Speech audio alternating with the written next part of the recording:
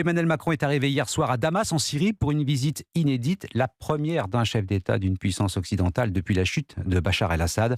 Le président soucieux d'accompagner la transition syrienne incarnée par Ahmad al-Chareh, le nouvel homme fort du régime. Alexandre Chauveau.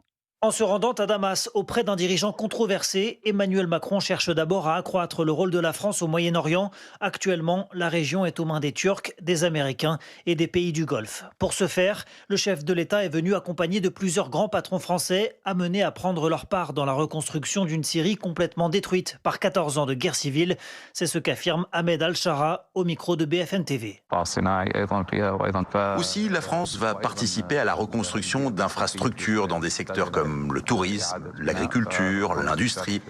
Et bien sûr, le secteur financier a besoin également de restructuration. Il y a plein de secteurs où la France pourrait soutenir la Syrie. Il y a des intérêts communs entre nos deux nations. Le dirigeant syrien indique par ailleurs que 8 Airbus devraient bientôt être livrés, tandis que Paris pourrait participer à la construction de plusieurs hôpitaux sur place.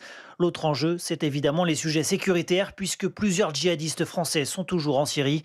Enfin, selon un connaisseur du dossier, la question des minorités a aussi été évoquée, un an après le massacre de plusieurs milliers d'Alaouites dans la région. Alexandre Chauveau du service politique d'Europe